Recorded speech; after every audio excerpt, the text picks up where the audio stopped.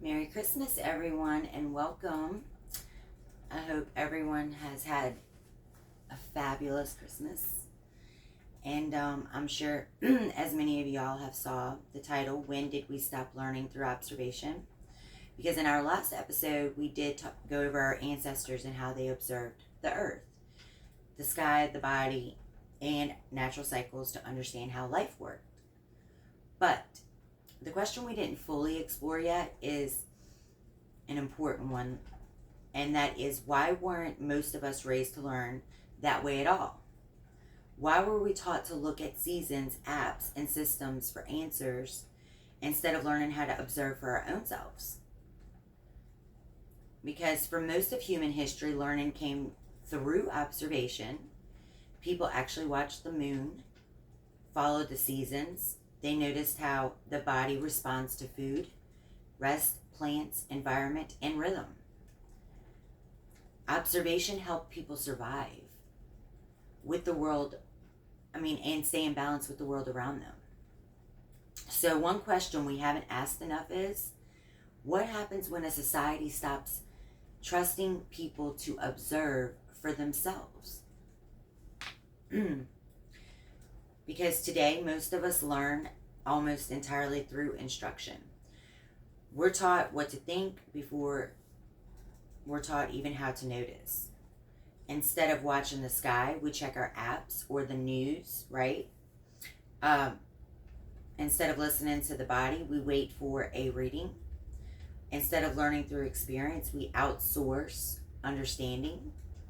Technology isn't the problem, though. I do believe it has a lot of benefits and can help us, depending on how you use it. But it does change the relationship we have with knowledge.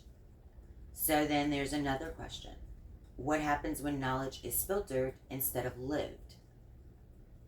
Because ancient healing systems worked with, the earth, Gaia, that had already been providing them with plants, minerals, water, breath, rest, and rhythm and balance.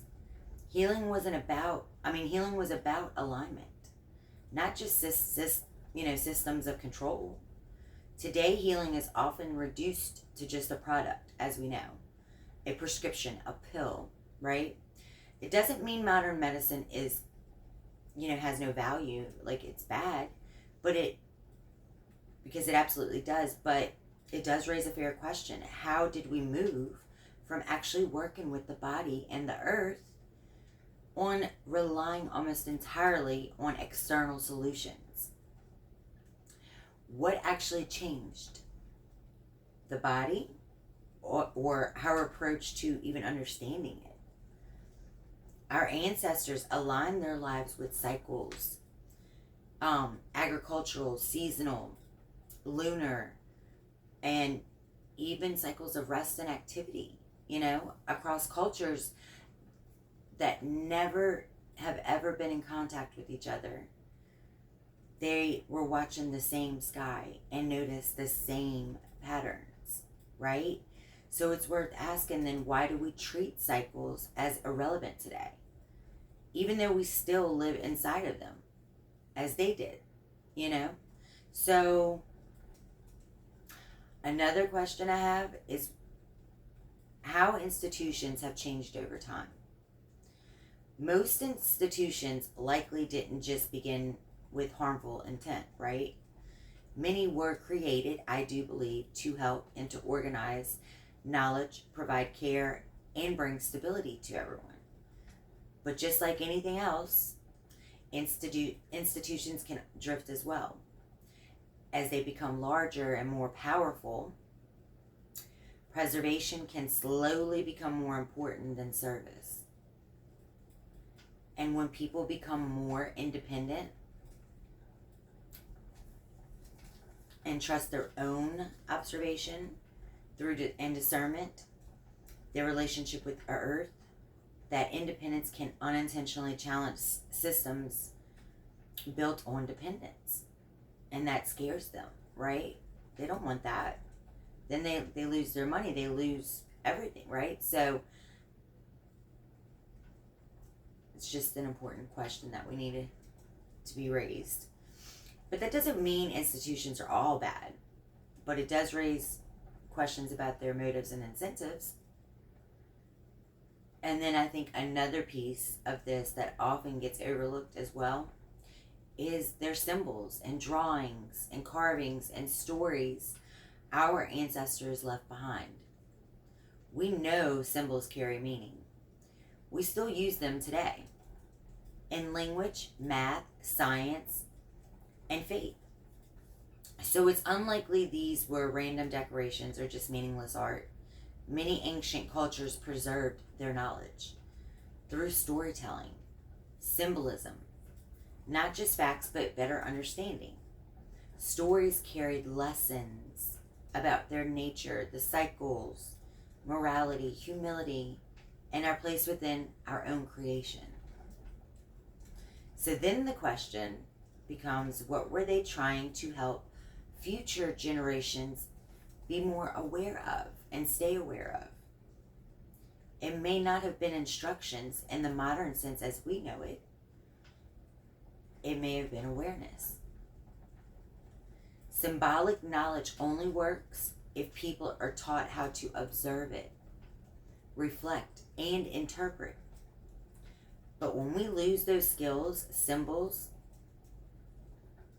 don't disappear, but they just stop making people understand it and help make sense of it.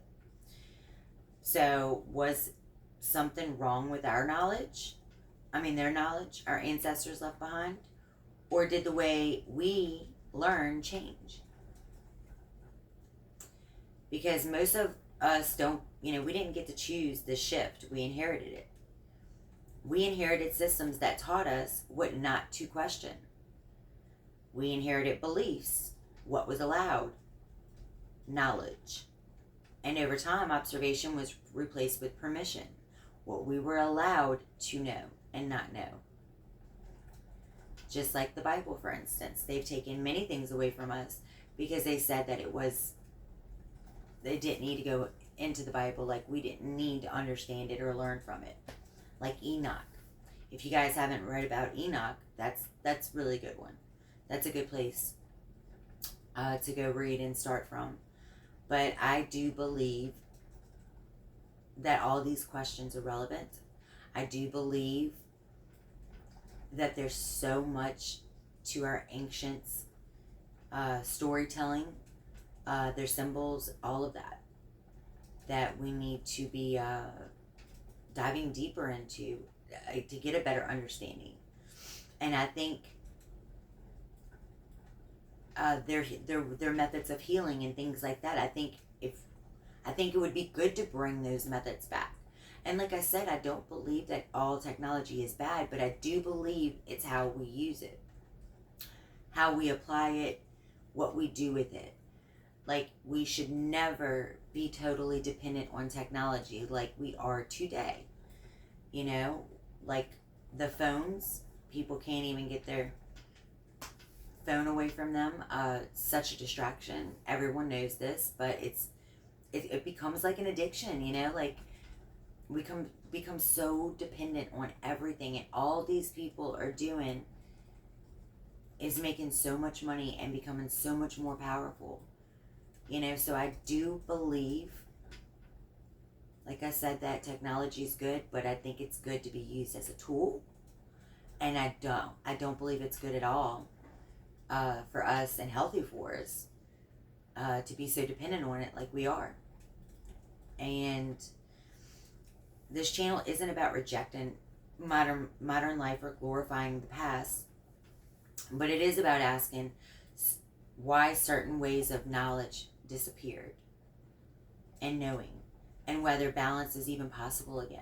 Because I think it is, but it's going to take all of us to come together to understand this and somehow build it back and bring it back, And the deeper question may not have even been who did this, but why societies tend to move this way when observation, independence, and discernment decline.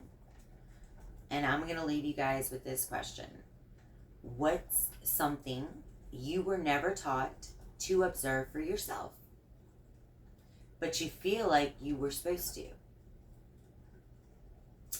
And this was Beyond the Veil Media, and I thank you guys so much for joining, and I hope you like, subscribe, and share to others that might find this interesting. And until next time, I will see you guys later, and be safe and have happy holidays.